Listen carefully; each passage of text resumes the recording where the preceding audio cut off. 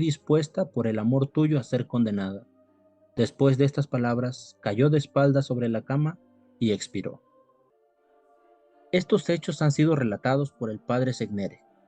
Oh, lo difícil que es para una persona que ha contraído el hábito de este vicio, enmendar su vida y volverse con sinceridad a Dios.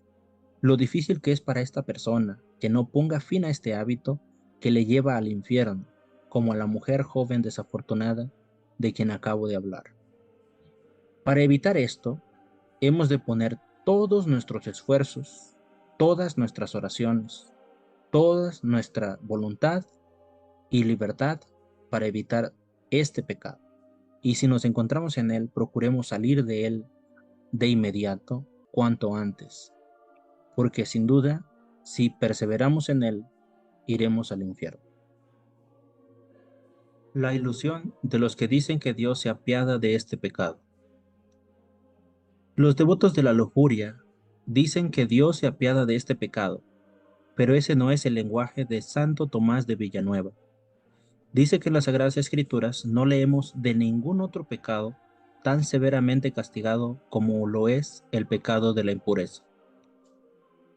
Encontramos en la Sagrada Escritura que por el castigo de este pecado, un diluvio de fuego descendió del cielo en 4 ciudades, y en un instante no solo destruyó los habitantes, sino incluso las mismas piedras.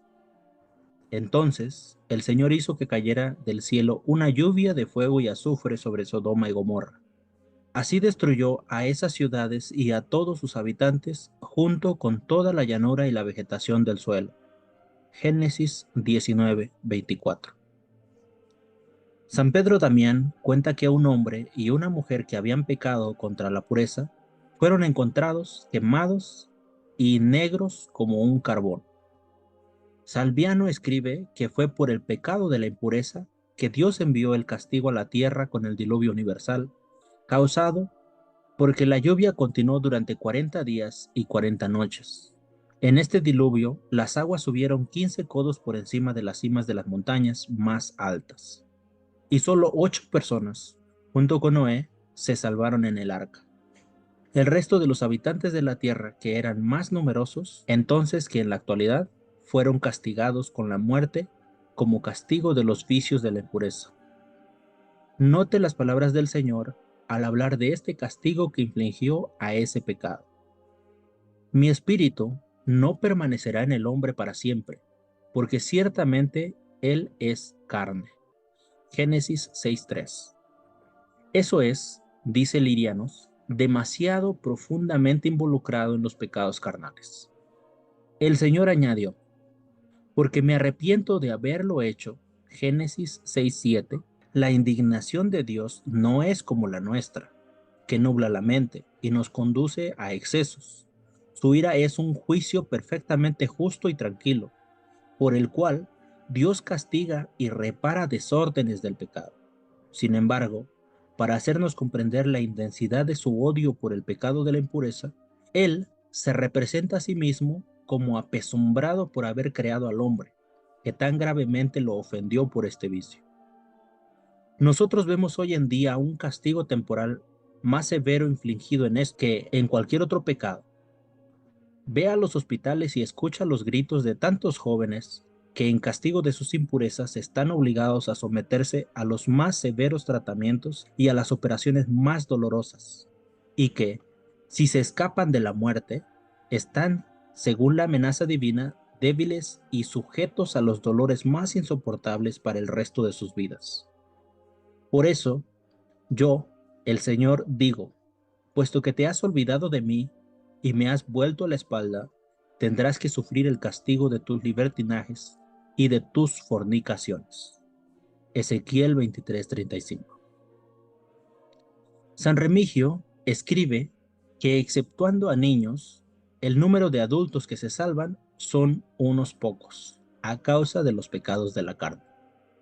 Conforme con esta doctrina que fue revelada a un alma santa, así como el orgullo ha llenado el infierno con los demonios, así la impureza lo llena de hombres. San Isidro da esta razón.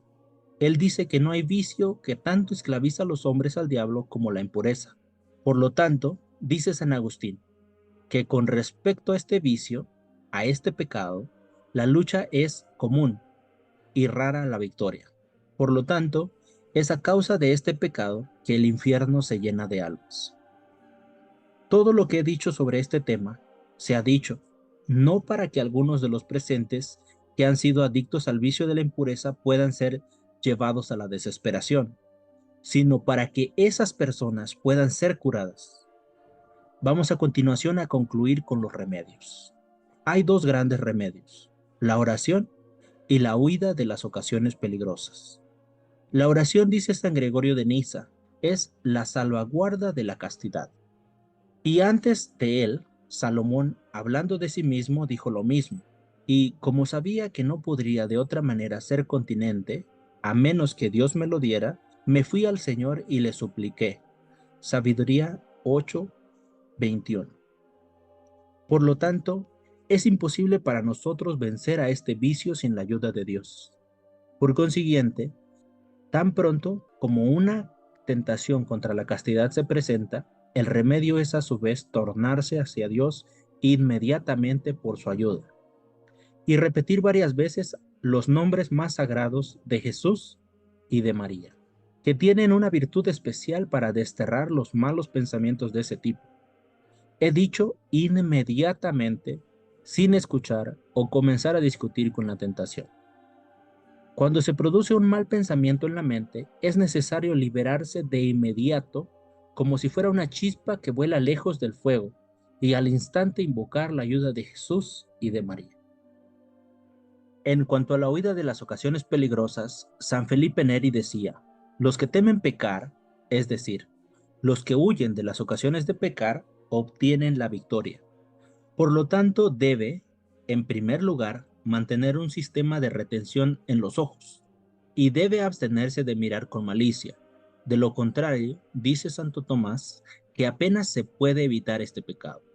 Por lo tanto, Job dijo, hice un pacto con mis ojos, que yo no quería ni aún mirar con lujuria a una doncella.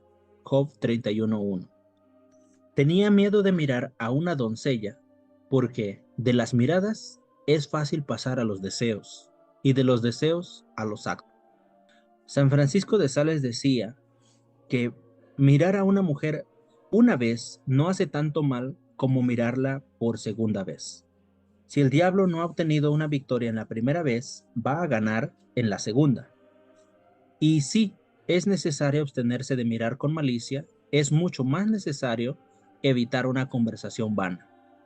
No te demores entre las mujeres. Eclesiástico 42:12. Debemos estar persuadidos de que, para evitar las ocasiones de este pecado, no hay precaución que pueda ser demasiado grande. Por lo tanto, debemos estar siempre temerosos y atentos de ellos. El sabio teme al Señor y se aparta del mal, pero el necio es arrogante y se pasa de confiado. Proverbios 14:16. Los sabios son precavidos y evitan el peligro. Los necios son insolentes y confiados en sí mismos que caen.